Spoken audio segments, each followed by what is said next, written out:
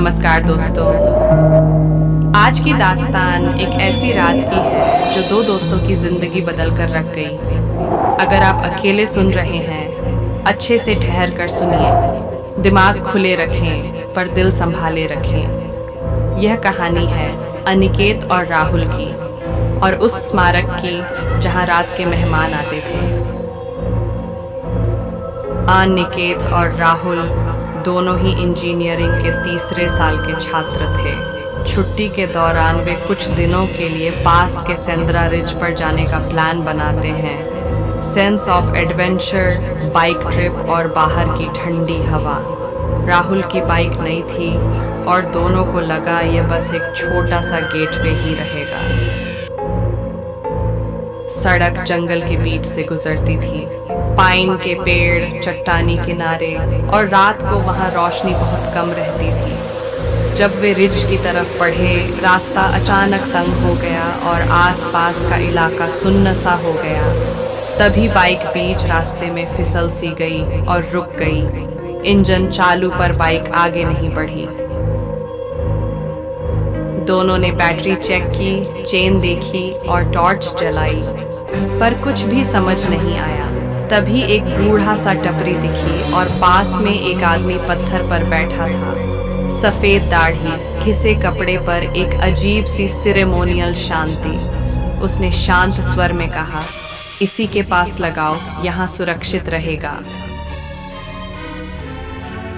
वे आदमी खुद टूल लेने गया, या कम से कम उसने ऐसा कहा, पर देर हो गई।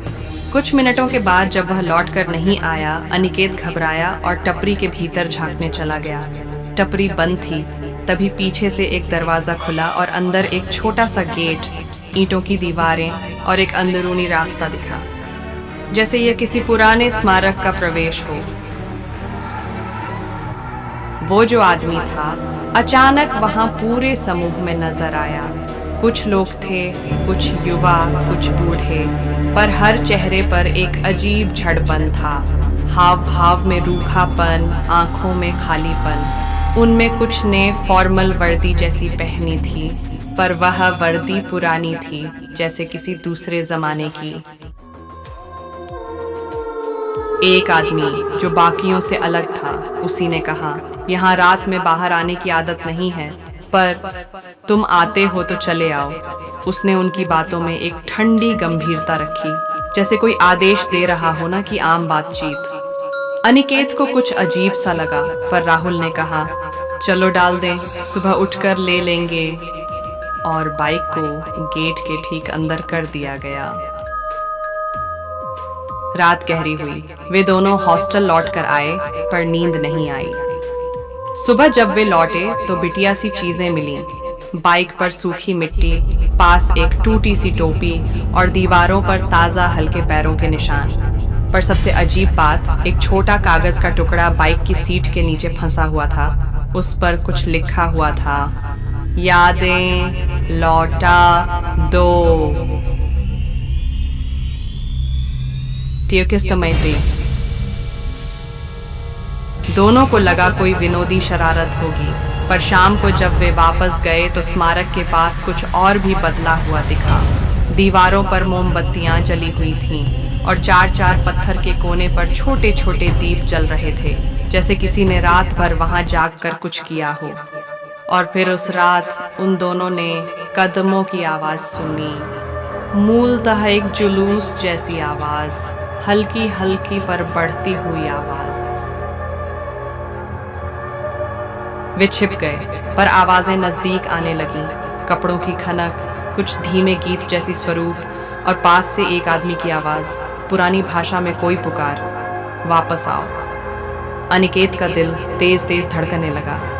राहुल ने कहा, भाग चले, लेकिन रास्ता जैसे बदल चुका था। स्मारक का गेट जैसे लंबा हो गया था और पेड़ों के बीच कोई नई पगडंडी निकल आई थी। एकदम सामने से धीमी परछाई निकली, लंबे कपड़े, धीरे धीरे चलती हुई। उसके साथ और भी परछाइयां थीं। उनकी आंखों में कुछ नहीं था, पर उनके होंठ हिल रहे थे, जैसे वे किसी अनकहे गीत का राग दोहरा रहे हों। राहुल ने झपट्टा और गिर पड़ा। अनिकेत ने उसे पकड़ा, पर राहुल की आंखों में अब कुछ और था। निरपेक्षता, जैसे उसका कुछ हिस्सा वहीं छूट गया हो। वे भागे, पर हर बार जहां से वे निकलने लगते वहां वहीं परछाइयां दिख जाती, कभी एक तरफ तो कभी सामने, जैसे स्मारक ने उन्हें घेर लिया हो। पर जब सुबह हुई, हवा बिठी और परछाइयां अपने अपने पत्थर के पास लौट गईं। वो लोग जैसे रात के मेहमान जिन्होंने सिर्फ यादें मांगी थीं और फिर लौट गए। राहुल धीरे धीरे बदल गया।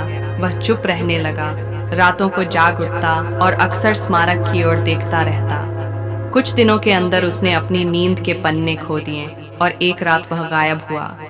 बस उसकी टोपी और उसकी एक चप्पल स्मारक के पास मिली, जैसे वह वहां से उठकर चला गया हो और कभी वापस न आया। अनिकेत व्याकुल था। उसने स्थानीय बुजुर्गों से पूछा।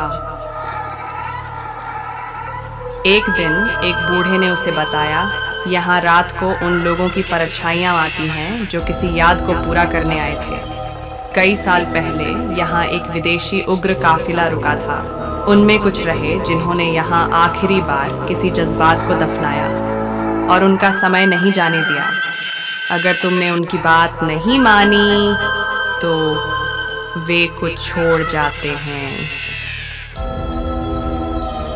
और सबसे चौंकाने वाली बात, बूढ़े ने बताया कि पिछले कुछ दशकों में जो भी बाहर से आया और रात में स्मारक के भीतर कुछ छोड़ कर गया, वे कुछ दिन बाद बदल कर वापस लौटे, उनकी आंखें खाली और चेहरा अनजान जैसा।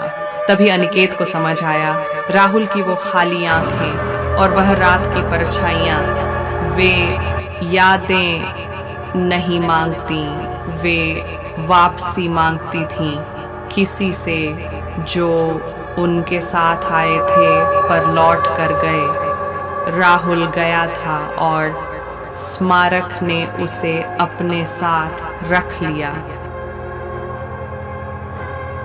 आज भी अगर आप रात में सेंद्रा रिज के पास गुजरते हैं तो वहां आपको हल्की हल्की मोमबत्ती की लौ और धीमी कदमों की ताल सुनाई दे सकती है। और अगर डर कर आप पीछे मुड़कर देखते हैं तो शायद किसी का चेहरा आपकी तरफ देखने लगे, एक चेहरा जो अपना कुछ वहां छूट गया समझकर आपको रोकना चाहता है। खैर दोस्तों, यह कहानी अनिकेत ने हमें बताई थी। वह अब भी हर बार उस स्मारक के पास से गुजरते समय पीछे मुड़कर देखता है, क्योंकि वह जानता है कि कुछ यादें ऐसी होती हैं जिन्हें कभी स्थायी जगह नहीं मिलती और वे रात को आकर उन लोगों को ढूंढती हैं जो उन्हें छोड़कर गए।